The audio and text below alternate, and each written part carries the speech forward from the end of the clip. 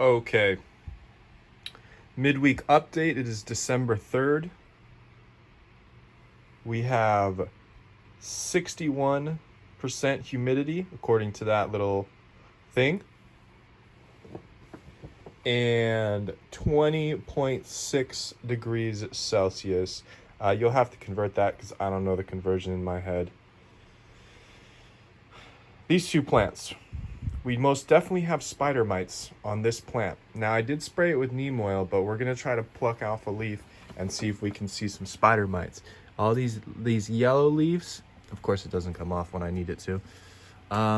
This one, you can kind of see the brown thing, and what those are apparently is the spider mites bite and suck out the sap, so it's kind of like little scars, and you can see these little red ones, just right there at the tip of my thumb. There's a little red thing. That is what we're looking for when we talk about spider mites. There's a couple others, and they bite the leaves and suck out the sap. So we have a pretty gnarly spider mite infection going on. It seems like that, which is probably spread to this plant by now, and if we're not careful, could spread to the rest of the garden. Maybe if we take a look down at this one, pull it off. Do we see any spider mites? Not really. Not really, but there does seem to be some kind of malady on this plant, which I'm not sure. It's just kind of presenting the same thing, that kind of yellow-green discoloration, and this looks kind of gnarly. And that looks kind of gnarly. But anyway, so these two plants still doing fine for what they're dealing with. This one doesn't have any peppers yet, so I believe I'm going to take it out of the garden just to get the spider mite problem under control. We did spray everything with neem oil, so we'll see how that takes place. We'll spray everything down again in a couple days. I do have a fungicide coming today for this one with this brown discoloration on the leaves. You can see it here most notably. And then this guy over here, we've got our one pepper there. I think there's another pepper somewhere, but so this one's coming along, and I would say it's gotten noticeably less healthy in the past maybe month. From looking back at pictures, we'll probably confirm that, but definitely it's lost a bit of its health in the last month. Most likely getting infected by this one. And then this one really hasn't given us any fruit. So again, I was doing manual pollination on this one with the Q-tips, and then just leaving this one. Sometimes I shook it, but not really. But so I would say manual pollination is a big factor within greenhouses, which kind of sucks because it's tedious, takes time. But greenhouses, small select. Let's see. These four doing pretty good. Chopped a good bit off of that one. So that one's looking a little gnarly, and we'll see where it goes. I'm still possibly going to rip it out and put in one of these. But, I gave them all a good seasoning of Tiger Bloom. These guys are big. So if you want to see the difference between what happens with, doubles and singles, that's, it's already starting to become apparent that the singles just have so much more root run, and they are going to do much better.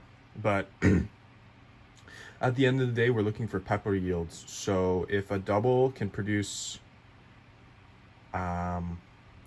more pepper yield for the same water input than a single, that's something to be considered.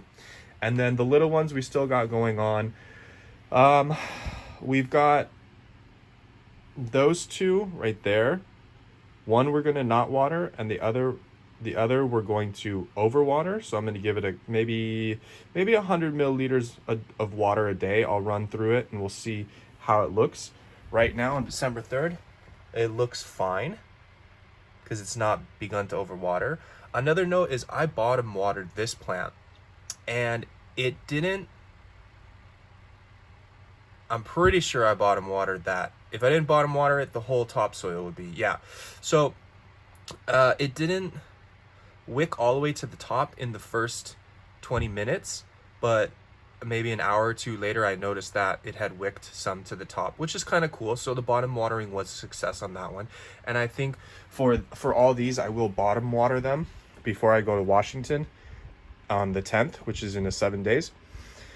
Other than that, they look pretty good. The one in the back looks a little sad.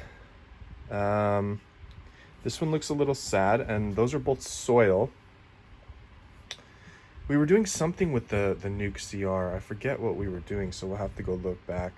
But 1, 2, 3, 4, 5 in cocoa, all looking pretty good. So if this guy doesn't shape up, he's gonna get dragged out, thrown into the street. We're down to 56 humidity. Definitely we were probably way higher than what we needed to be at for humidity. We were probably like above 70. And that is most likely what allowed the fungus to thrive on the plants.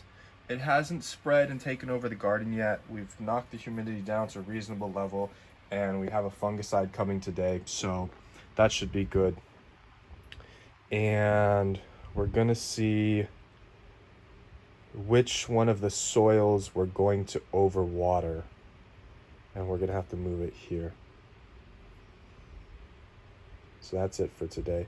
As for nutrients, I watered these. I gave them all about recently a quarter gallon each of normal Tiger Bloom. These take about a half gallon each of normal Tiger Bloom.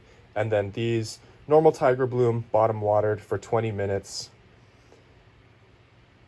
And that's about it for the day. That's all I got for you.